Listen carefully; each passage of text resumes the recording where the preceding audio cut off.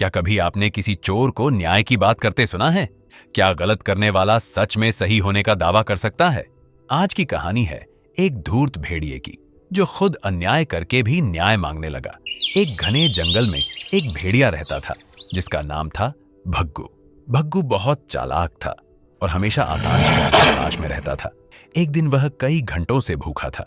वह जंगल में इधर उधर भटक रहा था कि तभी उसकी नजर एक हरे भरे मैदान पर पड़ी। वहां बहुत सी भेड़ें अपने मेमनों के साथ घास चर रही थी। भेड़ों को देखकर भग्गू के मुंह में पानी आ गया।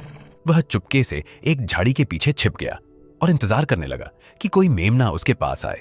कुछ ही देर में एक नन्हा मेमना अपने झुंड से अलग होकर खेलते खेलते उसी झाड़ी के पास आ पहुंचा। मौका देखते ही भग्गू ने झपट्टा मारा और मेमने को पकड़ लिया। अब उसने सोचा, यहां खाऊंगा तो कोई देख लेगा, क्यों ना किसी शांत जगह जाकर आराम से भोजन करूं। वह मेमने को मुंह में दबाकर आगे बढ़ ही रहा था कि अचानक सामने जंगल का राजा शेर सिंहराज आ गया। सिंहराज भी शिकार की तलाश में था। शेर ने जोर से दहाड़ते हुए कहा, वहीं रुक जाओ, एक कदम भी आगे मत बढ़ना। भग्गू डर के मारे कांप गया। उसके मुंह से मेमना गिर पड़ा। सिंहराज ने तुरंत मेमने को उठा लिया और अपनी गुफा की ओर चल पड़ा। थोड़ी दूर जाकर भग्गू धीरे धीरे बुदबुदाने लगा, यह तो दिन दहाड़े चोरी है।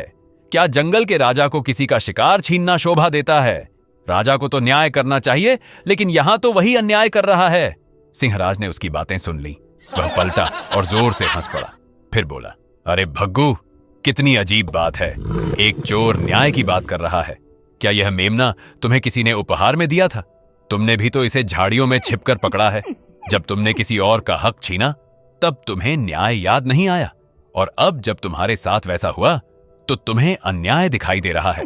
भग्गू शर्म से सिर झुकाकर खड़ा रह गया। उसे अपनी गलती का एहसास हो गया। वह चुपचाप वहां से चला गया। कहानी की सीख, जो स्वयं गलत करता है उसे दूसरों से न्याय की उम्मीद नहीं करनी चाहिए। अन्याय चाहे छोटा हो या बड़ा, वह हमेशा